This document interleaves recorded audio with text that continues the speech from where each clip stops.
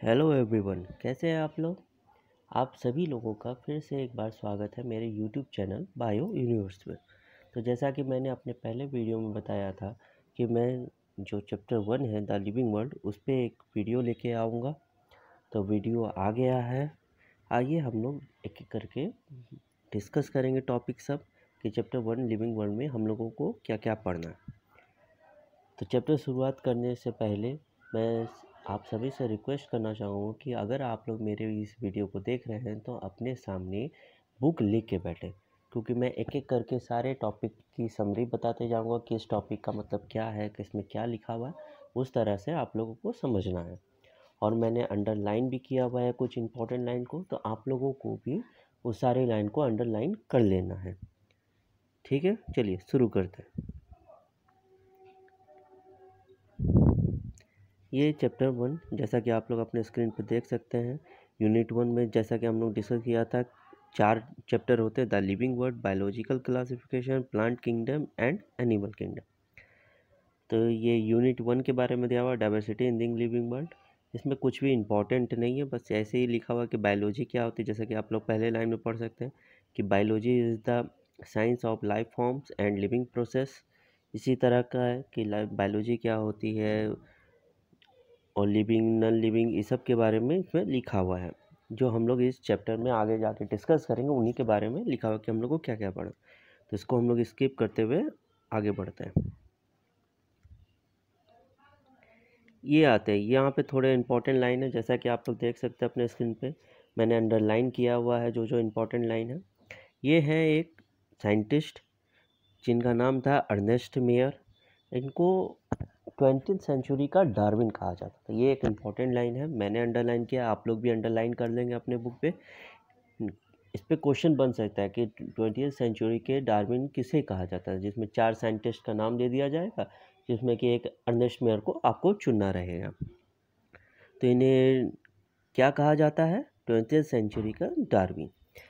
और आगे बढ़ते हैं तो इन्हें टाइटल भी दिया गया था जैसा कि आप लोग पढ़ सकते हैं, Alexander Agassiz professor of zoology emeritus. ये टाइटल भी दिया गया था। इस पर भी क्वेश्चन बन सकता है कि किस साइंटिस्ट को ये टाइटल दिया गया है। तो आप लोगों को ये पता होना चाहिए, क्योंकि जो भी क्वेश्चन बनेंगे एनसीईआरटी के, वो एनसीईआरटी के लाइन के ऊपर ही बनते हैं एग्ज़ाम में। तो अगर आप एग्ज़ाम फेस करने वाले हैं आगे और अच्छे मार्क्स लाने चाहते हैं एमसीक्यू में, तो इस तरह के लाइन को आप लोगों को अंडरलाइन करके रखना चाहिए और ध्यान भी देना चाहिए। और अब आगे बढ़ते हैं। तो इन्होंने जो अभी करेंटली एक्सेप्टेड डेफिनेशन है बायोलॉजिकल स्पेसिस, जो डेफिनेशन हम लोग यूज़ करते हैं बायोलॉजिकल स्पेसिस के मॉडर्न टाइम में, तो ये डेफिनेशन जो है ये इन्होंने ही दिया था, अर्नेस्ट मेयर ने। तो 3 बातें हो गई जो हमें अर्नेस्ट मेयर के बारे में याद रखनी है। एक कि इन्हें 20th सेंचुरी का डार्विन कहा गया था। दूसरा, इन्हें टाइटल दिया गया था Alexander Agassiz professor of zoology emeritus. तीसरा, इन्होंने करेंटली एक्सेप्टेड डेफिनेशन जो है बायोलॉजिकल स्पेसिस के, वो अर्नेस्ट मेयर ने ही दिया था। चलिए अब हम लोग आगे बढ़ेंगे। यहाँ से हम लोग का चैप्टर शुरू होता है द लिविंग वर्ल्ड। तो इस चैप्टर में हमें ओवरऑल पढ़ना है कि लिविंग नॉन लिविंग में डिफरेंस करना सीखना है। फिर उसके बाद जो हम लोग को स्पेसिमेन जो मिलते हैं उनको किस तरीके से स्टोर रखते हैं, मीन्स जो फॉसिल्स होते हैं प्लांट एनिमल जिनको हम लोग फाइंड आउट करते हैं, जिनकी डिस्कवरी करते हैं, उनको स्टडी के लिए कैसे उनका डिवीज़न करते हैं, कैसे उनको स्टोर करके रखते हैं, ये सब के बारे में पढ़ना है। तो फर्स्ट पैराग्राफ में हम लोग लिखा हुआ है लिविंग वर्ल्ड के बारे में, कि जिसमें कि मैंने अंडरलाइन भी किया हुआ है, the extraordinary habitat in which we find living organisms, be it cold mountains, deciduous forest, oceans, freshwater lakes, deserts और hot springs। इसका कहने का मतलब ये होता है कि हम लोग एक्स्ट्राऑर्डिनरी हैबिटेट देखते हैं अपने चारों, जहाँ पे लिविंग बीइंग को हम लोग देखते हैं कि हाँ यहाँ पे लिविंग बीइंग मिल रहे हैं, जो कि कोल्ड माउंटेन में भी मिलते हैं, डेसिडुअस फॉरेस्ट में मिलते हैं, रेनी फॉरेस्ट में हम लोगों को मिलते हैं, ओशियन में, फ्रेश वाटर लेक्स में, डेजर्ट एंड हॉट स्प्रिंग। तो हम लोग तरह तरह के हैबिटेट्स देखते हैं जहाँ पे लिविंग बीइंग पाए जाते हैं। इस लाइन में बस इतना ही लिखा और कुछ उतना इम्पोर्टेंट है नहीं। अब हम लोग आगे बढ़ते हैं। What is living. तो लिविंग होता क्या है, तो हम लोग कैसे पता करेंगे कि ये जो ऑब्जेक्ट है सामने हम जो देख रहे हैं ये लिविंग है या नॉन लिविंग है, तो वो पता करने के पीछे कुछ फीचर्स होते हैं, कुछ कैरेक्टरिस्टिक होते हैं जिसके थ्रू हम लोग पता कर सकते हैं कि ये लिविंग है या नॉन लिविंग है। तो उसमें कैरेक्टरिस्टिक देखिए मैंने अंडरलाइन किया हुआ है, जिससे हम लोग पता कर सकते हैं कि लिविंग क्या है, व्हाट इज़ लिविंग। ऐसे लिविंग ऑर्गेनिज्म माने ऐसे ऑर्गेनिज्म जिनमें ग्रोथ हो, रिप्रोडक्शन हो, ability to sense environment and mount a suitable response come to our mind immediately as unique feature of living organism. तो ये सब यूनिक फीचर्स होते हैं जो कि एक ऑब्जेक्ट में अगर हो रहे हैं तो हम लोग कहेंगे कि ये लिविंग है। और भी होते हैं metabolism, ability to self replicate, self organise, इस तरीके के कैरेक्टर्स होते हैं। लेकिन अब हम लोग आगे पढ़ेंगे कि ये जो कैरेक्टर है जिसके बेसिस पे हम लोग लिविंग नॉन लिविंग पे डिफरेंस कर रहे हैं, वो उसमें से ग्रोथ, रिप्रोडक्शन, ये दो ऐसे कैरेक्टर होते हैं जो कि नॉन लिविंग में भी पाए जाते हैं। तो इसलिए इनको हम लोग डिफाइनिंग प्रॉपर्टी नहीं बोल सकते। बाकी मेटाबॉलिज्म को, ability to self replicate, sense environment, ये सब डिफाइनिंग प्रॉपर्टीज में आ जाएंगे क्योंकि इनका कोई एक्सेप्शन नहीं होता, ये नॉन लिविंग में नहीं होते, ये सिर्फ लिविंग में ही होते हैं। यही सब आगे लिखा हुआ है जो कि हम लोग पढ़ेंगे। जैसा कि आप लोग देख सकते हैं, पहली प्रॉपर्टी के बारे में हम लोग पढ़ रहे हैं, growth. All living organisms grow, increase in mass and increase in numbers of individual are two characteristic of growth. तो ग्रोथ के दो कैरेक्टरिस्टिक होते हैं, एक कि मास में इंक्रीज हो जाना, दूसरा इंडिविजुअल के नंबर में इंक्रीज हो जाना। तो इन सभी को ग्रोथ कहते हैं। आगे बढ़ते हैं। तो हम लोग जैसा कि मैंने अंडरलाइन किया, आप लोग देख सकते हैं कि प्लांट्स में ग्रोथ जो होता है वो सेल डिवीज़न के थ्रू होता है, वो थ्रू आउट देयर लाइफ होता है। पूरे साल माने कि हम लोग देखते हैं ना, सुनते हैं कि अरे ये पेड़ तो 100 साल पुराना है, 500 साल पुराना है, तो उनमें कंटिन्यूसली ग्रोथ चलते जा रहा है। एनिमल के केस में क्या होता है, एनिमल के केस में हम लोग ग्रोथ देखते हैं कि उनमें जो ग्रोथ होती है वो एक सर्टेन एज तक होती है। ऐसा नहीं है कि एनिमल में या इंसान में ले लीजिए कि इस बच्चे से बूढ़े तक में हम लोग में ग्रोथ होती रहती, नहीं, एक सर्टेन एज तक ग्रोथ होती है, फिर ग्रोथ स्टॉप हो जाती है। अब आगे बढ़ते हैं। तो हम लोग देख सकते हैं कि मेजर, यहाँ पे मैंने अंडरलाइन किया हुआ है, जैसा कि आप लोग को भी अंडरलाइन कर लेना है, ये सब इंपॉर्टेंट लाइन है। यहाँ पे लिखा हुआ, in majority of higher animals and plants growth and reproduction are mutually exclusive event. इस लाइन का कहने का मतलब है कि जो मेजॉरिटी ऑफ हायर एनिमल्स होते हैं, हायर एनिमल्स हो गए जैसे डॉग, कैट, ये सब हायर लेवल के एनिमल्स हो गए, प्लांट्स, उसमें ग्रोथ और रिप्रोडक्शन जो होता है वो म्यूचुअली एक्सक्लूसिव इवेंट्स होते हैं। आगे बढ़ते हैं। आगे लिखा हुआ, one must remember that increase in body mass is considered as growth, non living object also grow if we take increase in body mass as a criterion for growth, mountain, boulders and sand mounts do grow. जैसा कि मैंने ऊपर ही कहा था कि growth और reproduction को हम लोग डिफाइनिंग प्रॉपर्टी पे नहीं ले सकते क्योंकि ये नॉन लिविंग में होते हैं। तो जैसा कि लिविंग बीइंग में ग्रोथ होता है तो नॉन लिविंग बीइंग में भी ग्रोथ होता है। यहाँ पे लिखा हुआ कि जैसे माउंटेन्स होते हैं, बोल्डर्स होते हैं, सैंड माउंट्स, उनमें क्या होता है, उनके भी मास में इंक्रीज होते रहता है, डिपोजिशन एयर के थ्रू सैंड का सबका डिपोजिशन होते रहता है, तो उनका भी ग्रोथ होता है। लेकिन इससे वो लिविंग बीइंग नहीं कहलाते, वो नॉन लिविंग ही कहते हैं। इसीलिए ग्रोथ को हम लोग एज अ डिफाइनिंग प्रॉपर्टी नहीं ले सकते कि हाँ ये लिविंग बीइंग का डिफाइनिंग, क्योंकि हम लोगों ने अभी देखा कि नॉन लिविंग बीइंग में भी ग्रोथ होता है। अब आगे बढ़ेंगे। आगे अंडरलाइन किया हुआ लाइन है, however this kind of growth exhibited by non living object is by accumulation of material on the surface. In living organism growth is from inside, growth therefore can not be taken as a defining property of living organism. देखिए मैंने कहा था कि growth को हम लोग defining property नहीं ले सकते लिविंग ऑर्गेनिज्म, क्योंकि नॉन लिविंग में ग्रोथ हो रहा है। वो ग्रोथ कैसे हो रहा है, तो वो एक्युमुलेशन, मटेरियल का एक्युमुलेशन उन पे होते रहता है, एयर्स के थ्रू, फ्लड जो आते हैं उसके थ्रू स्लीट जमा होते रहते हैं, तो वो एक्युमुलेशन से उनका भी मास बढ़ते रहता है, उनका भी ग्रोथ होता है, लेकिन वो नॉन लिविंग ही होते हैं। लिविंग ऑर्गेनिज्म में ग्रोथ जो है वो इनसाइड से होता है और नॉन लिविंग ऑर्गेनिज्म में ग्रोथ जो है वो आउटसाइड से होता है। तो इसलिए ग्रोथ को हम लोग डिफाइनिंग प्रॉपर्टी नहीं लेंगे। अब आगे बढ़ेंगे। यहाँ देखिए एक लाइन को मैंने अंडरलाइन किया जिसको आप लोग ध्यान से देखना चाहिए। A dead organism does not grow. एक डेड ऑर्गेनिज्म जो होते हैं वो ग्रो नहीं करते।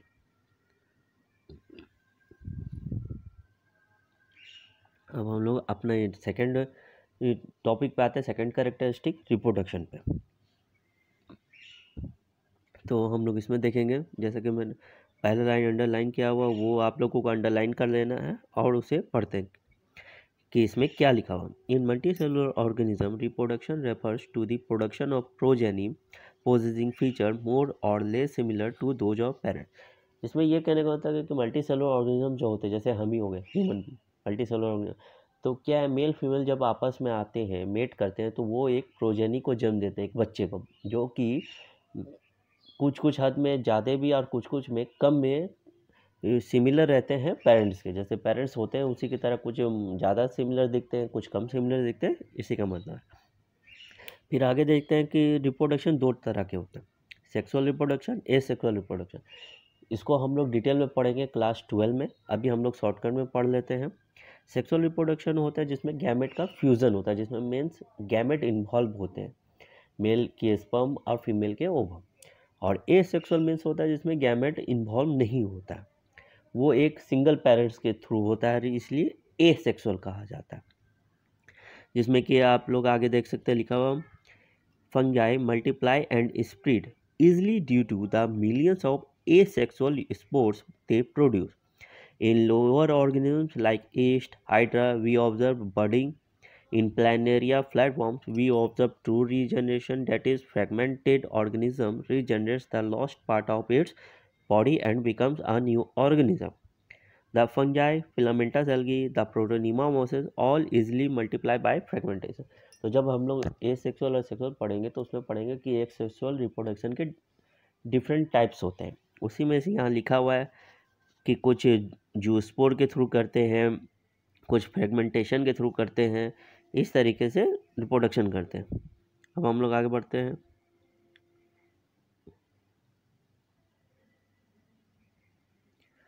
अब आते हैं यहाँ पे, तो जैसा कि मैंने पहले ही बताया कि ग्रोथ को अभी हम लोगों ने डिस्कस किया कि वो डिफाइनिंग प्रॉपर्टी नहीं है, उसके एक्सेप्शन है। नॉन लिविंग में भी हम लोग ग्रोथ देखते हैं जिसमें मटेरियल का एक्युमुलेशन होता है। अब रिप्रोडक्शन में भी नॉन लिविंग में और लिविंग में डिफरेंस करें कैसे, तो रिप्रोडक्शन को भी हम लोग डिफाइनिंग प्रॉपर्टी नहीं ले सकते हैं लिविंग बीइंग से, क्योंकि रिप्रोडक्शन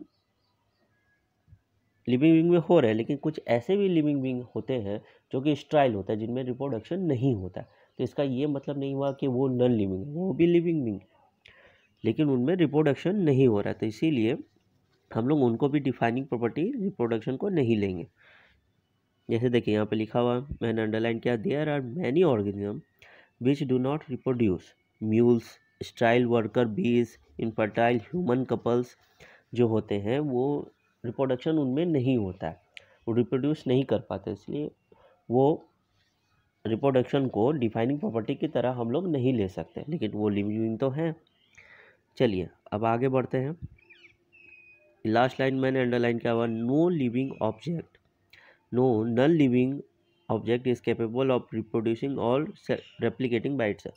कोई भी नॉन लिविंग ऑब्जेक्ट जो है वो खुद को रिप्रोड्यूस या फिर रिप्लिकेट नहीं कर पाते। कैसे भी करेंगे, लिविंग बीइंग में सब कैरेक्टरिस्टिक पाया जाता है, ये खुद को रिप्रोड्यूस करने का, सेल्फ रिप्लिकेट करने का। लेकिन कुछ अभी हम लोग देखा कि ऐसे भी लिविंग बीइंग हैं जो कि खुद को रिप्रोड्यूस या सेल्फ रिप्लिकेट नहीं कर पाते, इसलिए इसको डिफाइनिंग प्रॉपर्टी नहीं बोलेंगे, इनका भी एक्सेप्शन हम लोगों ने देखा। अब आगे बढ़ते हैं, मेटाबॉलिज्म जो तीसरा कैरेक्टरिस्टिक है। इसमें देखिए अंडरलाइन किया हुआ मैंने, all living organism are made of chemicals. तो हम लोग जानते हैं जितने भी लिविंग ऑर्गेनिज्म मतलब सब केमिकल्स के बने होते हैं। तो तीसरा कैरेक्टरिस्टिक डिस्कस करने से पहले मैं आप लोगों से पूछना चाहूँगा, मेटाबॉलिज्म क्या होता है? क्या आप लोगों ने किसी ने भी सुना है कि मेटाबॉलिज्म किसे कहा जाता है? चलिए इस पर डिस्कस करते हैं। इस पर देखिए इसका डेफिनेशन है जो मैंने अंडरलाइन किया, there are thousand of metabolic reaction occurring simultaneously inside all living organism. तो जितने लिविंग ऑर्गेनिज्म होते हैं सबके अंदर एक मेटाबॉलिक रिएक्शन चलते रहता है।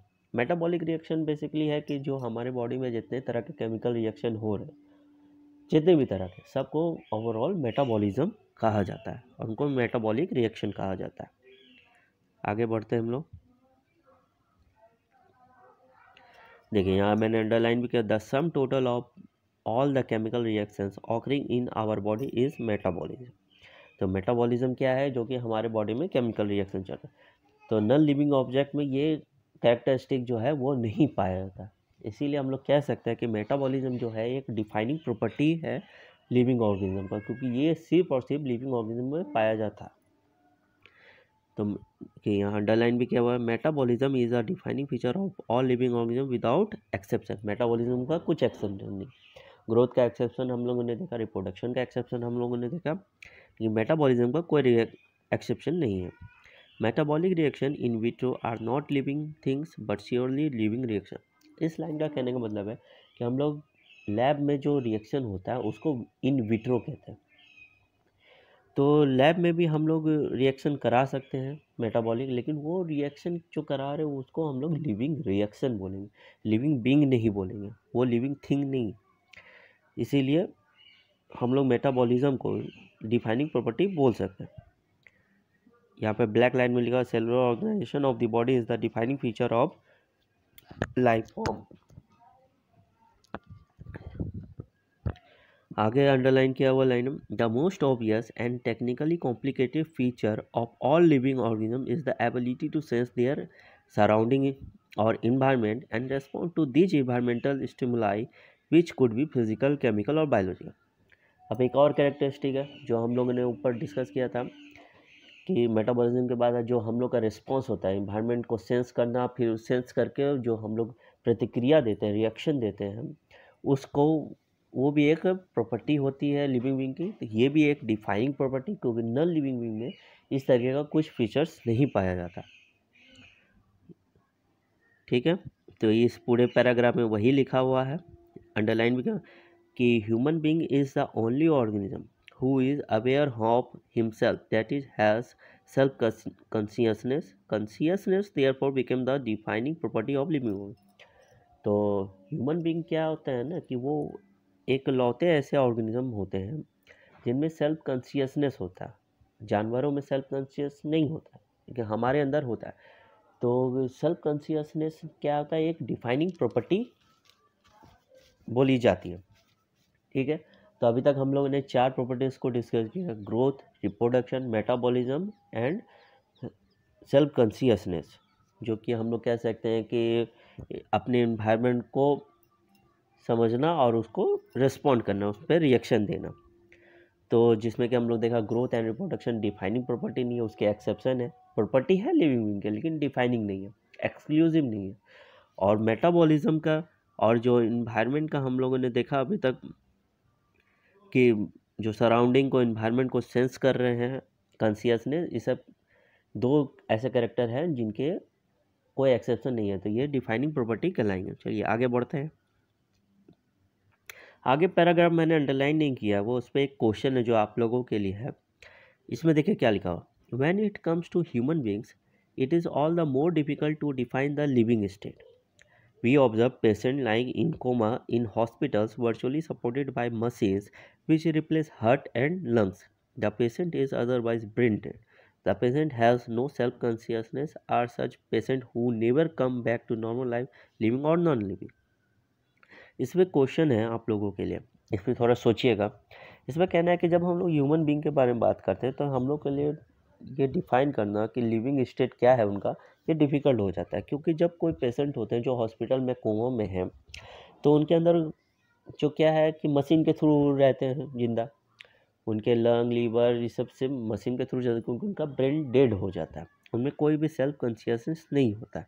तो अभी जैसा कि हम लोग डिस्कस किया कि सेल्फ कॉन्शियसनेस जो है ह्यूमन बीइंग में होता है, वो डिफाइनिंग प्रॉपर्टी लिविंग।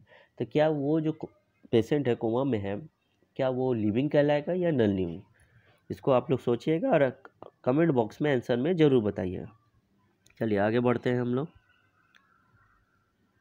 आगे लाइन में लिखा हुआ है वही जो प्रॉपर्टी के बारे में हम लोग डिस्कस किया उसी के बारे में। We can say that living organism are self replicating, evolving and self regulating interactive system capable of responding to external stimuli.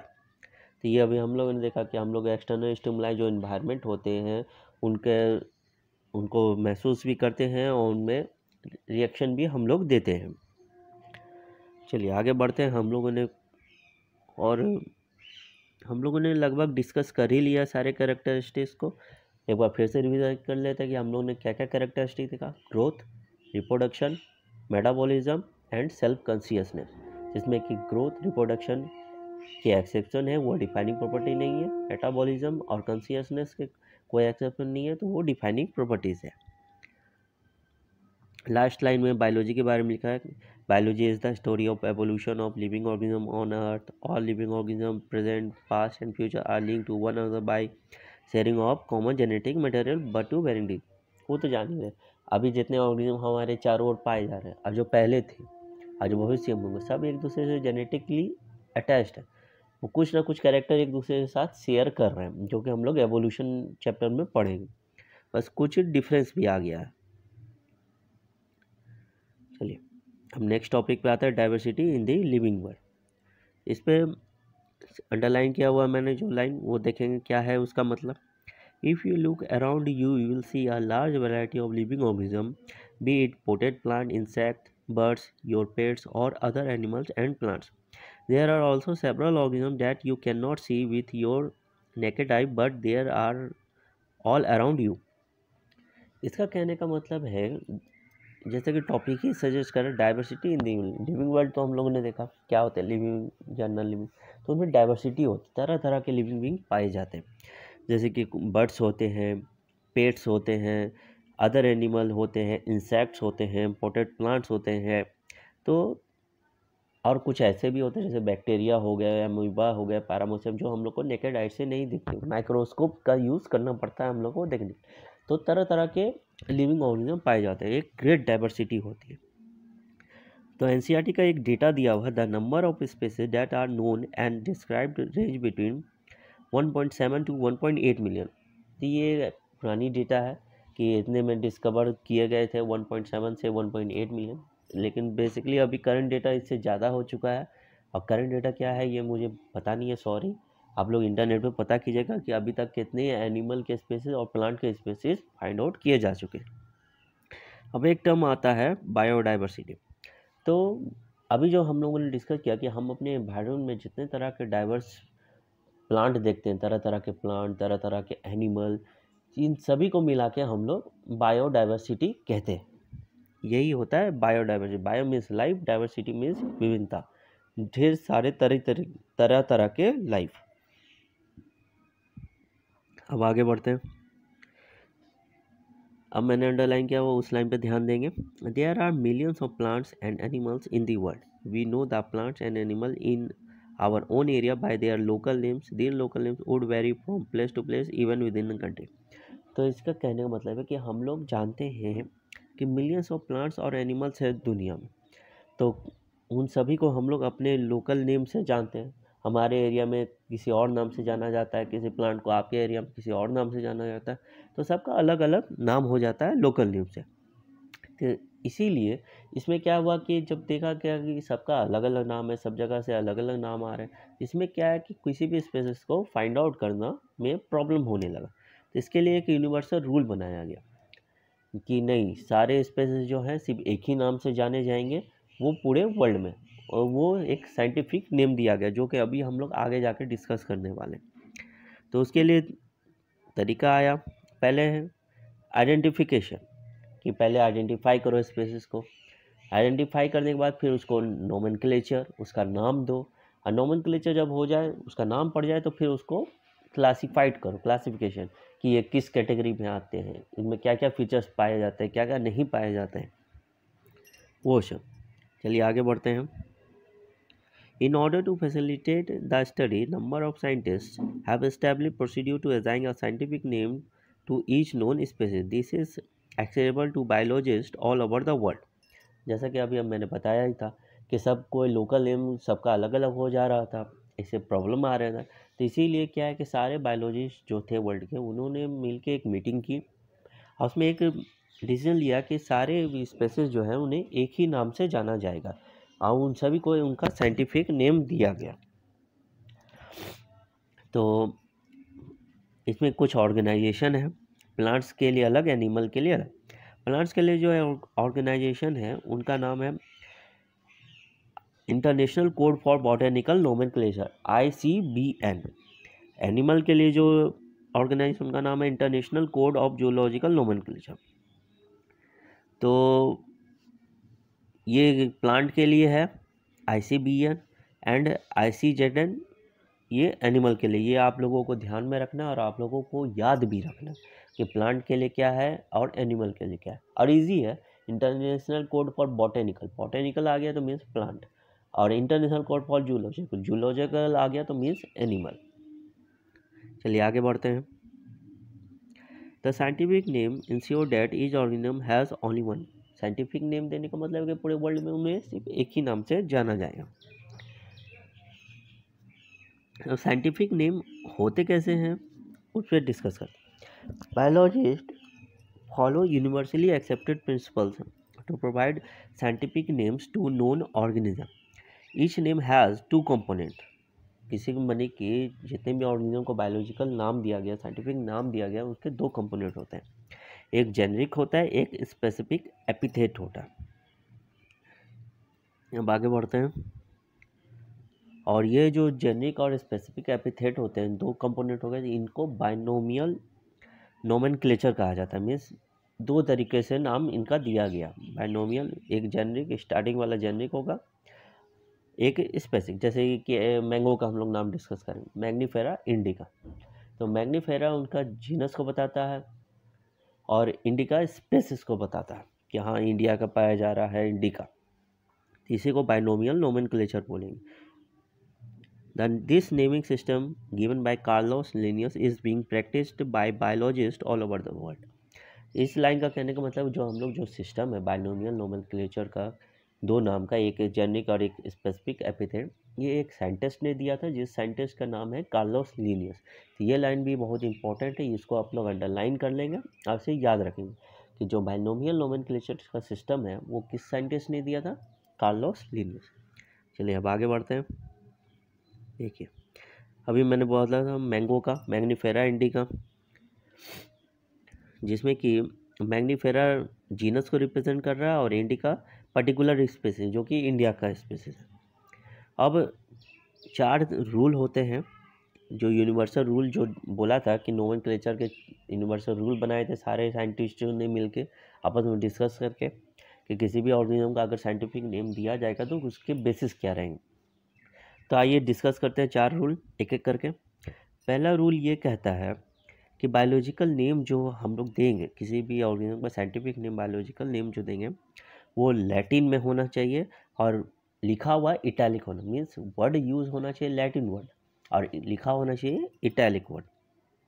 Second rule ये कहता है कि जो फर्स्ट बायोलॉजिकल नेम है वो रिप्रेजेंट करेगा जीनस को और सेकंड जो है वो डिनोट करेगा स्पेसिफिक एपिथेट को। मीन्स फर्स्ट नेम से हम लोग को पता चलेगा किस जीनस से बिलोंग कर रहा है, सेकंड से स्पेसिफिक से पता चले। तीसरा ये है कि जब बायोलॉजिकल नेम हाथ से लिखा जाएगा, हैंड रिटन होगा, तो उसको सेपरेटली अंडरलाइन करेंगे और इटैलिक में प्रिंट करेंगे। पहला ही रूल में हम लोग देखा कि लैटिन से लिया जाना चाहिए वर्ड और लिखा हुआ होना चाहिए इटैलिक में। तो तीसरा रूल में ये है कि जब हैंड रिटन होगा तो सेपरेटली अंडरलाइन करेंगे और इटैलिक में प्रिंट होगा।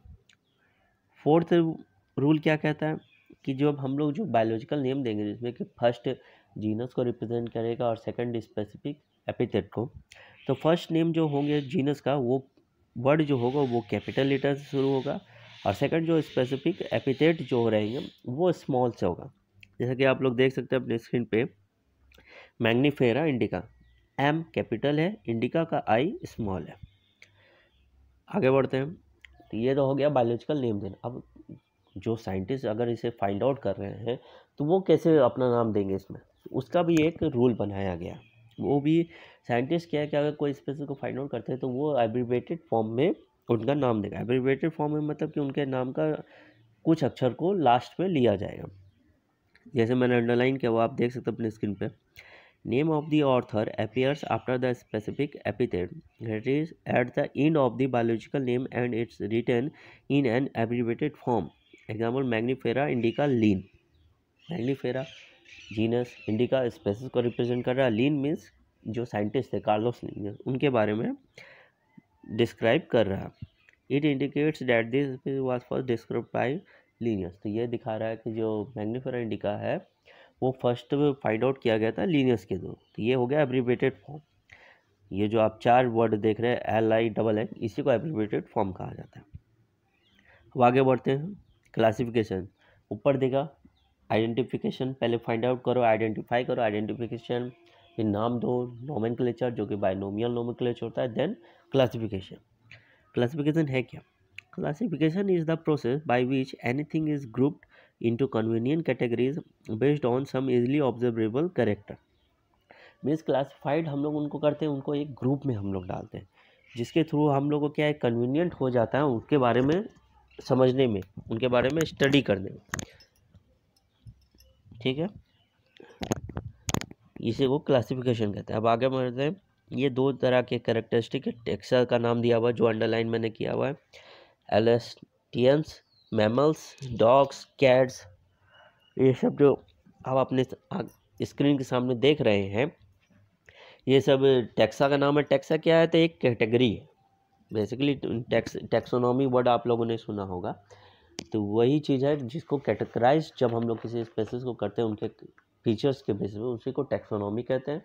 और ये जो सिंगल है नाम हो गया कैट, डॉग्स, मैमल्स, इनको टेक्सा कहते हैं, सिंगुलर हो गया।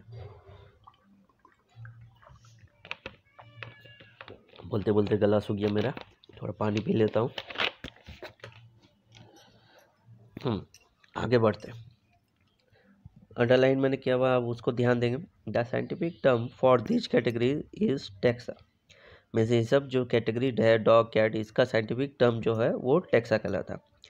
Taxa can indicate categories at very different level. तरह तरह के लेवल पे हम लोग टेक्सा जो है वो कैटेगरी को इंडिकेट करता है। चलिए अब आगे बढ़ते हैं। Based on characteristics, all living organisms can be classified into different taxa.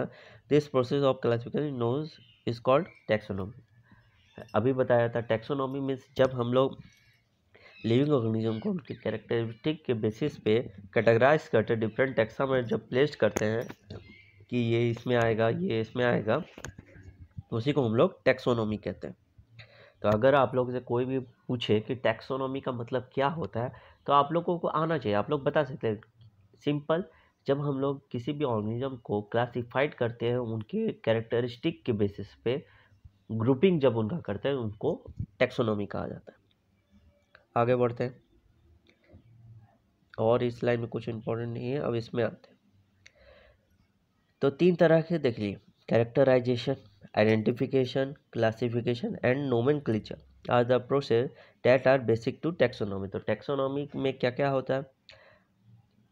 Characterisation हो रहा है, आइडेंटिफिकेशन हो रहा है, क्लासिफिकेशन एंड नोमेनक्लेचर। अब आगे बढ़ेंगे। Taxonomy is not something new. Means इसमें कहने का मतलब है कि टैक्सोनॉमी जो हो रहा है, जो कैरेक्टराइज हम लोग कर रहे हैं, ये ह्यूमन बीइंग के लिए कुछ नया नहीं है। हम लोग एंशिएंट टाइम में भी कर सकते थे। तो एंशिएंट टाइम में क्या है कि हम लोग किसी भी ऑब्जेक्ट को कैरेक्टराइज करते थे, उसको टैक्सोनॉमी जब बनाते हैं उसके यूज़ की बेसिस पे, जैसा उसका इस्तेमाल था। धीरे धीरे क्या हुआ कि हम लोग का नॉलेज बढ़ते गया, स्पेस में इंटरेस्ट बढ़ते गया, उसके बारे में और जानने लगे, तो हम लोग और मॉडर्न तरीके से उसको कैरेक्टराइज करने लगे। तो जो मॉडर्न तरीके से हम लोग जब उसका कैरेक्टराइजेशन करने लगे, उसी को कहा जाता है सिस्टमैटिक्स। देखिए लिखा हो, the word systematics is derived from the Latin word systema which means systematic arrangement of organism. तो जब हम लोग ज़्यादा जानने लगे ऑर्गेनिज्म के बारे में, ज़्यादा फीचर्स को पता करने लगे, तो उनमें हम लोग एक सही तरीके से अरेंज करने लगे। तो जो सही तरीका कहा जाता है अरेंज करने का, उस सही तरीका को सिस्टमैटिक कहा जाता है।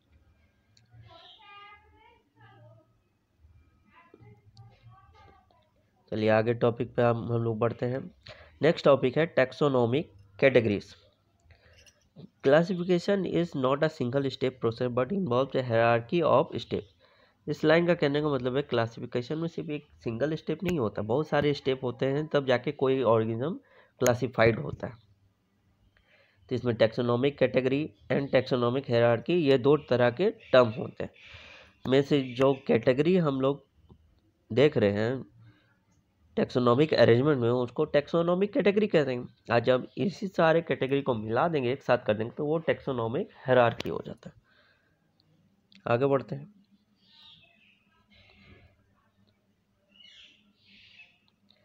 Taxonomical studies of all known organisms have led to the development of common categories such as kingdom, phylum or division for plants, class, order, family, genus and species। तो ये सब है क्या? आखिर ये जो हम लोग पढ़ रहे हैं अपने स्क्रीन पे, किंगडम, फाइलम, डिवीजन, ये सब क्या है? तो बेसिकली ये सब टेक्सोनॉमिकल कैटेगरीज है। जब हम लोग टेक्सोनॉमिक स्टडी शुरू किए मॉडर्न तरीके से, जब हम लोग ज़्यादा जानने लगे, तो उनको क्या है कि फिर हम लोग डिवाइड करने लगे। तो ये सब कैटेगरीज है। शुरुआत होगा आपका किंगडम से, किंगडम, फिर फाइलम, फाइलम और डिवीजन आप लोग अपने स्क्रीन पे देख सकते हैं। इसका क्या मतलब, अगर हम लोग एनिमल को क्लासीफाइड कर रहे हैं तो उसके लिए यूज़ करेंगे फाइलम। अगर हम लोग प्लांट को डिवाइड कर रहे हैं, उसको कैटेगराइज कर रहे हैं, तो उसके लिए यूज़ करेंगे डिवीजन। तो first kingdom, second phylum, third class, then order, family, genus and species. तो ये असेंडिंग ऑर्डर में है, किंगडम से स्पीसीज। तो ये लाइन आप लोगों को याद होनी चाहिए। एक बार फिर मेरे साथ सब दोहराएंगे। Kingdom, phylum for animal, division for plants, then comes class, order, family, genus, species. ये आप लोग तब तक दोहराइए या कहीं लिख लीजिए जब तक कि आप लोगों को याद नहीं हो जाता, क्योंकि ये सब इंपॉर्टेंट टॉपिक है। आगे जितने भी ऑर्गेनिज्म के बारे में आप लोग पढ़िएगा क्लास 11 में, 12 में या ग्रेजुएशन में जब आप पढ़ रहे हैं, तो ये सब इंपॉर्टेंट टर्म्स हो जाते हैं जो आप लोगों को आगे चल के काम आएंगे, इसलिए सब में ध्यान देना ज़रूरी है। अब आगे बढ़ते हैं। The plants and animal kingdom have species as the lowest category. वो कुछ नहीं, इस लाइन का यही कहने का मतलब है कि जो प्लांट किंगडम और एनिमल किंगडम हम लोग पढ़ रहे हैं, उसका लोएस्ट कैटेगरी क्या देखा हम लोग, स्पेसीज। स्पेसीज से पहले जीनस, जीनस से पहले फैमिली, फैमिली से पहले ऑर्डर, ऑर्डर से पहले क्लास, क्लास से पहले फाइलम और सब डिवीजन, और डिवीजन से पहले किंगडम। अब आगे बढ़ते हैं। अब यहाँ पे एक क्वेश्चन है। The question you may ask is how to place an organism in various categories. The basic requirement is the knowledge of characters of an individual or group of organism। यहाँ क्वेश्चन है कि अब किसी भी organism को किस category में डालना है, कैसे पता रहेगा? जाहिर सी बात है, उसके बारे में नॉलेज में जब हम लोग उसको जानेंगे बढ़िया से, उसका जब कैरेक्टर्स देखेंगे, बढ़िया डिस्कवरी करेंगे, उन पर रिसर्च करेंगे, तो हम लोग के पास नॉलेज आएगा। तो उस बेसिस पे हम लोग उसको डिवाइड करेंगे। चलिए नीचे से शुरू करेंगे। फर्स्ट टेक्सोनॉमिकल कैटेगरी है स्पेसीज। तो स्पेसीज क्या होता है, वो एकदम नीचे लेवल पे, जैसे कि हम लोगों ने देखा था मैंगो का साइंटिफिक नेम मैग्नीफेरा इंडिका। तो इसमें इंडिका जो है वो स्पेसीज को रिप्रेजेंट कर रहा है, मैग्नीफेरा जीनस को। तो ये स्पेसीज सबसे लोएस्ट कैटेगरी हो जाता है। फिर यहाँ मैंने अंडरलाइन किया, मैग्नीफेरा इंडिका के बाद सोलेनम ट्यूबरोसम पोटैटो का साइंटिफिक नेम है, पैंथेरा लियो। तो पैंथेरा लियो में आप लोग सब बताइएगा कमेंट बॉक्स में, इसमें पैंथेरा लियो में जीनस किस नेम को रिप्रेजेंट कर रहा है और स्पेसीज किस नेम को रिप्रेजेंट कर रहा है। ठीक है, आगे बढ़ते हैं। तो इस पैराग्राफ का ओवरऑल मतलब यही कहना है कि स्पेसीज होता क्या है, उसमें क्या पाए जाते हैं। तो लोअर लेवल में जो सिमिलर कैरेक्टर वाले जितने ऑर्गेनिज्म होते हैं, जिनमें ज़्यादातर सिमिलरिटी पाए जाते हैं, 100% सिमिलर नहीं, ज़्यादातर पाए जा रहे हैं, वो सब नीचे आ जाते हैं, उन्हें स्पेसीज कैटेगरी में रखा जाता है। क्योंकि जैसे कि आप मैग्नीफेरा, तो मैग्नीफेरा जीनस है, उसमें और भी स्पीसीज हो सकते हैं, इंडिका हो सकते हैं, और भी हो सकते हैं, तो उस तरीके से उन्हें रखा जाता है। फिर पैंथेरा लियो लायन का, फिर पैंथेरा का और भी होता है पैंथेरा टिग्रिस जो टाइगर के लिए हम लोग यूज़ करते हैं। फिर सोलेनम का ट्यूबरोसम पोटैटो हो गया, फिर सोलेनम का निग्रम भी होता है, मेलोजीना भी होता है, इस तरीके का होता है। तो ये हो गया स्पेसीज के बारे में। कि कहने का मतलब है जो स्पेसीज में होते हैं, वो जितने भी स्पेसीज माने कि स्पेसीज कैटेगरी में जितने भी ऑर्गेनिज्म को रखा जाता है, वो मॉर्फोलॉजिकल जो डिफरेंसेस होता है वो क्लोजली रिलेटेड होते हैं। मीन्स यहाँ पर देखिए पहला लाइन में मैंने बताया हुआ है, taxonomic study considered a group of individuals organism with fundamental similarity as a species. Means taxonomic studies जो हम लोग करते हैं किसी भी इंडिविजुअल के उनके ग्रुप का, तो वो फंडामेंटल सिमिलरिटी के साथ उसे स्पेसिस कहा जाता है कि उनमें कुछ सिमिलरिटी पाई जा रही। One should be able to distinguish one species from the other closely related species based on the distinct morphological difference. तो क्या है कि हम लोग को पता होना चाहिए कि ये स्पेसिस अलग है, ये स्पेसिस अलग है। अगर जीनस के बेसिस पे देखेंगे तो हम लोग नहीं बता सकते। जैसे पैंथेरा लियो टाइगर को, ये लायन को कहते हैं, तो पैंथेरा टिग्रिस टाइगर को कहते हैं। पैंथेरा देखेंगे तो हम लोग नहीं बता पाएंगे, लेकिन जब स्पेसिस देखेंगे तो हम लोग डिफरेंस बता सकते हैं कि अरे ये अलग स्पेसिस है, लायन का अलग स्पेसिस है, टाइगर का अलग है। उस तरीके का इस लाइन में कहा गया, उसी का मतलब। फिर आगे कुछ साइंटिफिक नेम है, Mangifera indica, Solanum tuberosum, Panthera leo. ये सब कुछ कॉमन साइंटिफिक नेम है जो आप लोगों को याद कर लेना चाहिए। किसी ने आपसे पूछ दिया, आपके टीचर ने ही पूछ दिया, चलो बताओ पैंथेरा लियो किस एनिमल का साइंटिफिक नेम है, तो आपको पता होना चाहिए लियो। लियो मीन्स लायन। चलिए आगे बढ़ते हैं। अब यहाँ पे लास्ट लाइन में अंडरलाइन किया हुआ, साइंटिफिक नेम दर्ज for human being is written as Homo sapien. Human being है हम लोग को भी खुद का साइंटिफिक नेम पता होना चाहिए। तो हम लोग ह्यूमन बीइंग का साइंटिफिक नेम है होमो सैपियंस। तो हम लोग ने देख लिया स्पेसिस के बारे में। हम लोग आगे बढ़ते हैं, जीनस के बारे में पढ़ेंगे। स्पेसिस के बाद आता है उससे पहले में जीनस।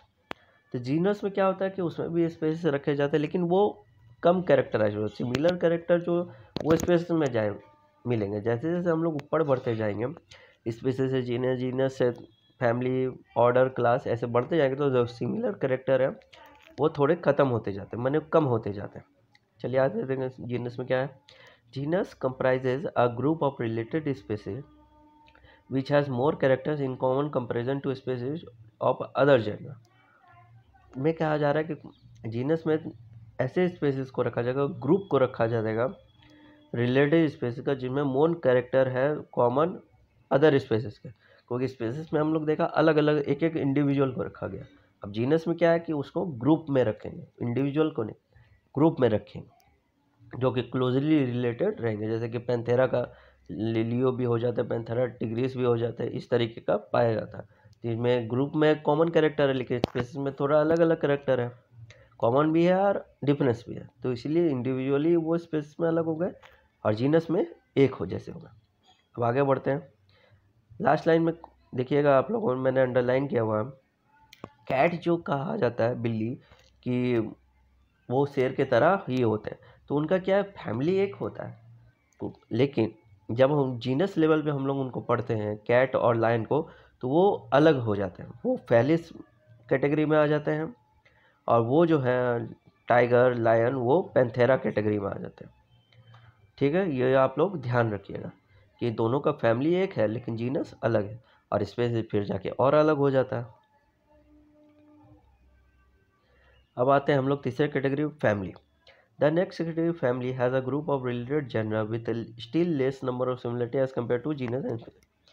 तो फैमिली में क्या है कि स्पेसिस को जब इंडिविजुअल करना है स्पेसिस में रखेंगे अलग अलग, जब उनको ग्रुप में करने के सिमिलर कैरेक्टर में ग्रुप में रखना है तो जीनस में रखेंगे, और जब दो तीन जीनस का एक साथ ग्रुपिंग करना है तो उनको फैमिली में रखेंगे। तो जाहिर सी बात है जब फैमिली में हम लोग रख रहे हैं दो तीन जीनस को, तो कैरेक्टर घटते जा रहा है similar as compare to genus पे, उसमें ज़्यादा थे नंबर ऑफ सिमिलरिटीज में।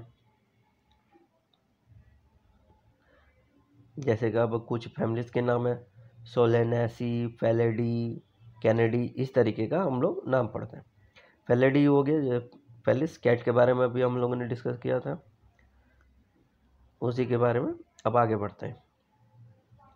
तो फेलेडी कैट, और बोला था जैसे कि लायन, टाइगर, वो अलग जीनस है, उनका पैंथेरा है, लेकिन वो सब एक ही फैमिली में रखे जाएंगे जिनके फेलेडी कहेंगे, और फेलिस जेनरा हो गए। आगे बढ़ते हैं। नेक्स्ट कैरेक्टर है ऑर्डर। ऑर्डर के बारे में हम लोग डिस्कस करते हैं। You have seen earlier that categories like species, genus and families are based on a number of similar character. Order being a higher category is assemblage of families। तो जब हम लोगों ने इंडिविजुअल को देखा स्पेसिस में, उनकी ग्रुपिंग को हम लोग किया तो जीनस में, फिर जीनस का ग्रुपिंग किया तो फैमिली में रखा, और जब फैमिली का ग्रुपिंग हम लोग करेंगे तो उसे हम लोग ऑर्डर में रखेंगे। ठीक है, तो इसीलिए इस पूरे पैराग्राफ का यही मतलब होता है कि उसे ऑर्डर में रखेंगे, और फिर ऑर्डर जब रखा था तो उसका क्या नाम रखा है। जैसे प्लांट स्पेस में कॉन्वोल्वुलेसी, सोलेनेसी, इस तरीके का नाम रखा जाएगा। ये सब एक ऑर्डर में आ जाता है, पॉलीमोनेल्स। जबकि फैमिली अलग है, सोलेनेसी, कॉन्वोलेसी, ये सब फैमिली अलग है, लेकिन इन सबको सेम ऑर्डर में रखा गया, पॉलीमोनेल्स। फिर हम लोग आगे बात करें फेलिडी कैनिडी, हम लोगों ने देखा था कि अलग अलग फैमिली है, लेकिन जब ऑर्डर में बात करेंगे तो उनको सेम ऑर्डर में रखेंगे, कार्निवोरा। आगे बढ़ते हैं, अब आते हैं क्लास। क्लास क्या है, तो इसमें और कैरेक्टर घट जाएंगे, क्योंकि जैसे जैसे हम लोग नीचे से ऊपर बढ़ते जाते हैं तो कैरेक्टर जो सिमिलर कैरेक्टर है वो घटते जाते हैं। क्लास पे क्या हो गए, इंडिविजुअल को स्पेसिस में, उस इंडिविजुअल का ग्रुपिंग किया तो जीनस में, जीनस का ग्रुपिंग किया तो उनको फैमिली में रखा, फैमिली का ग्रुपिंग किया तो ऑर्डर में रखा। अब ऑर्डर का ग्रुपिंग करेंगे तो हम लोग कहाँ रखेंगे, क्लास में। जैसा कि आप लोग देख सकते हैं अपने स्क्रीन पे, कुछ क्लास का नाम लिखा हुआ है, मेमेलिया, मैमल्स जो हम लोग जानते हैं, तो जिसमें कि ऑर्डर आ जा रहे हैं कार्निवोरस, जिसमें कि टाइगर, कैट, डॉग आ जाते हैं। और भी ऑर्डर आ जाएंगे मेमेलिया में, जिसमें हार्बीवोरस मैमल्स भी होते हैं, ओमनीवोरस भी होते हैं। तो इस तरीके से आ जाएंगे, जिसमें कि कुछ नाम है मंकी, गोरिल्ला, गिब्बन, इस तरीके का भी आ जाएंगे। अब आगे बढ़ते हैं फाइलम। तो हम लोगों ने पहले ही डिस्कस किया है कि अगर एनिमल का बात करेंगे तो फाइनल, और प्लांट का बात करेंगे तो डिवीजन। अब हम लोग जब इसे क्लास को जब हम लोग ग्रुपिंग करेंगे तो उसको कहाँ डालेंगे, क्लास का ग्रुपिंग करके हम लोग डालेंगे एनिमल का फाइलम है, प्लांट का डिवीजन है। Classes comprising animals like fishes, amphibians, reptile, birds, along with mammals constitute the next higher category called phylum. In case of plants, classes with a few similar characters are assigned to a higher category called division. Phylum हो गया animal के लिए, division हो गया plant के लिए, और इस तरीके का नाम देंगे, फिशेज, एम्फेबियंस, इस तरीके का। चलिए अब आगे बढ़ते हैं किंगडम। किंगडम में तो हम लोग जानते हैं दो तरह के किंगडम होते हैं, एनिमेलिया, प्लांटी। प्लांट से पता चल रहा, प्लांटी से प्लांट, एनिमेलिया से एनिमल। आगे बढ़ते हैं। However, taxonomists have also developed subcategories in this hierarchy to facilitate more sound and scientific placement of various. इसमें कह रहा है कि हम लोग सब कैटेगरी, जब आप लोग हायर क्लास में जाइएगा ग्रेजुएशन में, तो उसमें सब कैटेगरी भी पढ़िएगा, जिसमें लिखा रहेगा डिवीजन के बाद सब डिवीजन, ऑर्डर, सब क्लास, इस तरीके का सब डिवीजन भी बना हुआ है, जो कि जिससे कि और ज़्यादा फैसिलिटेट हो जाता है स्टडी, और ज़्यादा अच्छे तरीके से हम लोग समझ सकते हैं। आगे बढ़ते हैं। अब मैंने यहाँ अंडरलाइन किया हुआ है कि जब हम लोग हायर जाते हैं, जैसा कि बोला मैंने कि जब हम लोग स्पेसेस या किंगडम की ओर धीरे धीरे ऊपर बढ़ते जाते हैं, तो जो कॉमन कैरेक्टरिस्टिक होते हैं वो डिक्रीज होते जाते हैं। देखिए यहाँ लिखा हुआ भी है कि कॉमन कैरेक्टरिस्टिक्स जो होते हैं वो डिक्रीज होते रहते हैं। ये ध्यान रखना है कि जब हम लोग स्पेसिस से धीरे धीरे बढ़ेंगे, जीनस पे, फैमिली पे, ऑर्डर पे, क्लास पे, फाइलम पे, एनिमल पे, और प्लांट के लिए डिवीजन, और फिर किंगडम जब बढ़ते जाएंगे तो जो कॉमन कैरेक्टरिस्टिक्स हैं वो डिक्रीज होते जाएंगे। ठीक है, ये कुछ ऑर्गेनिज्म हैं जिनका टैक्सोनॉमिक कैटेगरीज किया गया। कॉमन नेम जैसे मैन है तो उसका बायोलॉजिकल नेम होमो सैपियन हो गया, genus Homo, family Hominidae, order Primata, class Mammalia, phylum Chordata. क्योंकि एनिमल है तो फाइलम है, ये प्लांट होता है तो डिवीजन यूज़ करते हैं। ठीक है, यहाँ पे एक प्लांट का एग्जांपल है mango, Mangifera indica, biological name हो गया मैग्नीफेरा, जीनस हो गया। फिर आगे हम लोग पढ़ेंगे कि ये धीरे धीरे इसका नाम भी रखा गया, एनाकार्डी ये रख दिया गया इसका नाम, फैमिली। फिर सेपिनिडेल्स ऑर्डर, डाइकोटिलेडोन क्लास, और फाइलम एंजियोस्पर्म। तो प्लांट किंगडम में हम लोग पढ़ेंगे कि कुछ तरह के प्लांट डिवीज़न किए हुए हैं, जैसे जिम्नोस्पर्म, एंजियोस्पर्म। तो एंजियोस्पर्म क्या होता है, जिम्नोस्पर्म क्या होता है, वैसे सब हम लोग प्लांट किंगडम में पढ़ेंगे। एल्गी, ब्रायोफाटा, टेरिडोफाटा, ये सब के बारे में सब पढ़ेंगे हम लोग आगे चल के। आगे बढ़ते हैं। तो अब है अब हम लोग का नेक्स्ट टॉपिक है टैक्सोनॉमिकल एड्स। तो टैक्सोनॉमिकल एड्स में वो हम पढ़ेंगे जो ऐसे रिसोर्सेज के बारे में, ऐसे सोर्सेज के बारे में जो हम लोग को टैक्सोनॉमिकल स्टडीज़ में हेल्प करते हैं। इसीलिए इन्हें कहा जाता है taxonomical aids. Aids means help, biological word है। तो जो हमने अंडरलाइन किया हुआ है उस टॉपिक को देखेंगे।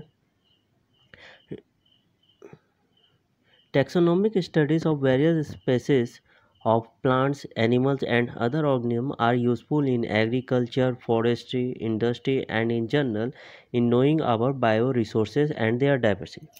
तो टेक्सोनॉमिक स्टडी से आखिर हम लोग को क्या बेनिफिट्स होते हैं, हम लोग को क्या हेल्पफुल है टेक्सोनॉमिकल स्टडी।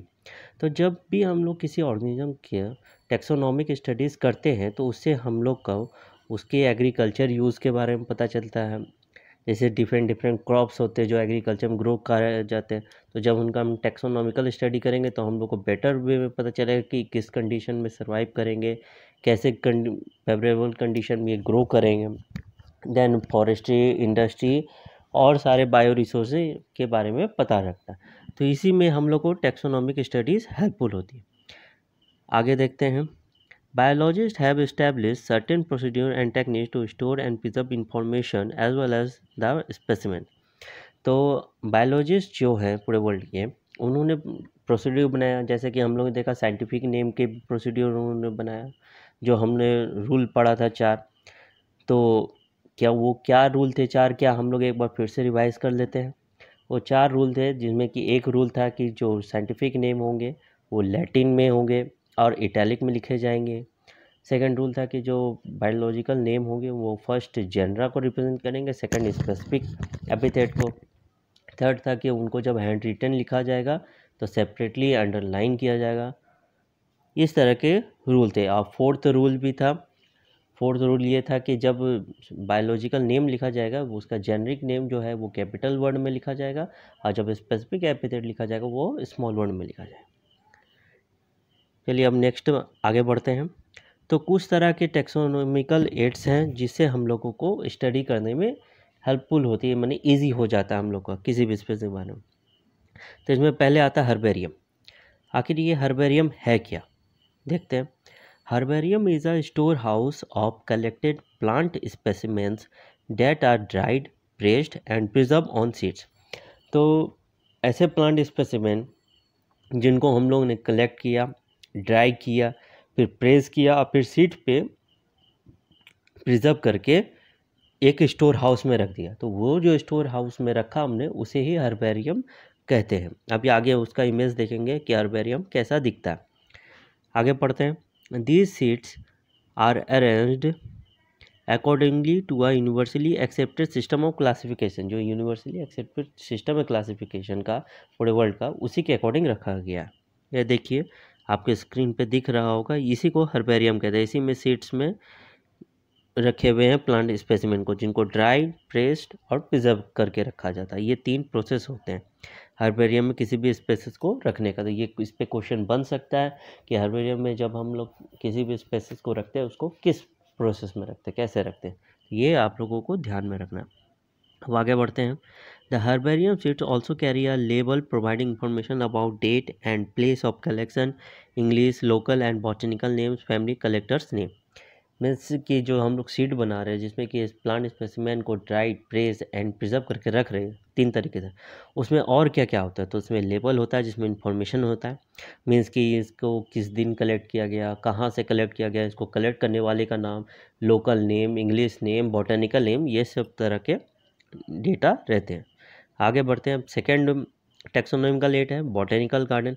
तो बॉटेनिकल गार्डन क्या है वो देखते हैं। These are specialised gardens have collection of living plants for reference. तो बॉटेनिकल गार्डन वो होते हैं ऐसे गार्डन जहाँ पे जो प्लांट्स होते हैं वो लिविंग कंडीशन में रहते हैं, डेड मटेरियल में नहीं रखा जाए। कोई हर्बेरियम में हमने देखा कि वो डेड में फॉर्म में है, जिनमें ड्राइड, प्रेस एंड प्रिजर्व रखा, लेकिन बॉटेनिकल गार्डन में लिविंग कंडीशन में उनको प्लांट्स को रखा जाता है रेफरेंस। वो हो गए। तो इसमें कुछ फेमस बॉटेनिकल नेम है जो क्यू इंग्लैंड में है, इंडियन बॉटेनिकल गार्डन हावड़ा में है, national botanical research institute Lucknow में है। तो जब भी आप लोगों को टाइम मिले ये बॉटेनिकल गार्डन जरूर घूमने जाए। तीसरा म्यूज़ियम। म्यूज़ियम क्या होता है वो देखते हैं। Biological museums are generally set up in educational institutes such as school and colleges. Specimen are preserved in the container or jar in preservative solution. Insect and are preserved in insect boxes after collecting, killing and pinning. ये सब process लिखा है कि museum क्या होता है। तो museum में भी हम लोग जानते हैं, टीवी में भी देख चुके हैं, इस पर मूवी बन चुका है, हम लोग जानते हैं कि इस पर भी स्पेसिमेन रखे जाते हैं प्लांट्स और एनिमल के म्यूजियम में। तो अगर इंसेक्ट्स के कैसे रखे जाते हैं, तो उनको कलेक्ट किया जाता है, मारा जाता है, फिर उनको पिन करके रखा जाता है वहाँ म्यूजियम में। अब कुछ स्पेसिमेन हैं जो उनको सॉल्यूशन में, जार में सॉल्यूशन में करके रखा जाता है। आगे बढ़ते हैं। फोर्थ टेक्सोनॉमिकल एड के बारे में जानेंगे, जूलॉजिकल पार्क्स। तो जूलॉजिकल पार्क तो हम लोग जानते हैं, ये कोई भी बता सकता है। जो जू होते हैं, हर एक शहर में एक जू होते हैं जहाँ पे जानवरों को रखा जाता है, वही उन्हीं को जूलॉजिकल पार्क कहा जाता है।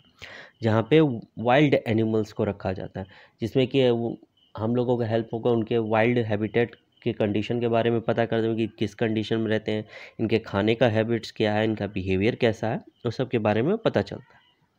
आगे नेक्स्ट, की क्या होता है। तो की is another taxonomical add use for identification of plants and animals based on the similarity and dissimilarity. की होते हैं कि एक टेक्सोनॉमिकल एड ही होते हैं जो कि प्लांट और एनिमल के आइडेंटिफिकेशन के लिए यूज़ किए जाते हैं, और इस जिस पे कि सिमिलरिटी और डिसिमिलरिटी पे बेस्ड होता है। मीन्स कि प्लांट एंड जो एनिमल में क्या सिमिलरिटीज़ है, क्या डिसिमिलरिटी है, दो प्लांट दो एनिमल के बीच में। इनमें एक टर्म है कपलेट। कपलेट का मतलब है जब दो पेयर, कोई भी कैरेक्टर जब पेयर में पाए जा रहे हैं उसको कपलेट कहते हैं। ठीक है, अब आगे बढ़ेंगे। कुछ और भी टेक्सोनॉमिकल एड होते हैं। Flora, manuals, monograph and catalogues are some other means of recording description. ये सब भी तरह तरह के टेक्सोनॉमिकल एड। तो टेक्सोनॉमिकल एड क्या हुआ, ऐसे चीज़, ऐसे रिसोर्सेज जो हम लोग को टेक्सोनॉमिकल स्टडी में हेल्प कर रहे हैं, जिसके थ्रू हम लोग स्पेसिमेन ऑर्गेनिज्म जो है उनके बारे में जान रहे हैं, उनको प्रिजर्व कर पा रहे हैं, उनको कंजर्व कर पा रहे हैं। ठीक है, तो अब यहाँ समरी है, मीन्स चैप्टर का एंड हो गया। हमने चैप्टर में जो जो पढ़ा उसका एक शॉर्ट में दिया हुआ है, जो कि आप लोग पढ़ सकते हैं ऐसे जानकारी के लिए। बाकी चैप्टर तो मैंने जितने अच्छे हो सके तो उतने अच्छे तरीके से आप लोगों को समझा दिया। आगे क्वेश्चन है, तो जब ये चैप्टर आप लोगों का हो जाए अपने से खुद से, जब आप लोग सेल्फ स्टडी कर ले, तो इनका क्वेश्चन जो है एनसीईआरटी का एक बार डिस्कस करने का, एक बार सॉल्व करने का कोशिश ज़रूर कीजिएगा, क्योंकि ज़्यादा हार्ड क्वेश्चन होता नहीं है, इजी होते हैं। ये डिस्कस करने का, सॉल्व करने का कोशिश कीजिएगा। चलिए, अब यहाँ चैप्टर ख़त्म हो गया है। अब हमारा नेक्स्ट चैप्टर है बायोलॉजिकल क्लासिफिकेशन। तो अब मैं अपने नेक्स्ट वीडियो में नेक्स्ट चैप्टर को लेकर आऊँगा बायोलॉजिकल क्लासिफिकेशन के। तब तक के लिए मैं आप सभी से अब विदा चाहूँगा। और ये वीडियो कैसी लगी, कैसे मैंने पढ़ाया, ये ज़रूर कमेंट बॉक्स में बताइएगा। अगर इसमें कुछ इम्प्रूवमेंट करने की ज़रूरत है तो वो भी मुझे बताइएगा, जो मैं कि इम्प्रूवमेंट करूँ, ताकि आप लोगों को और अच्छे से समझ में आ सके। ये मेरा पीडीएफ बंद हो गया, सॉरी। अब क्लास ख़त्म करते हैं।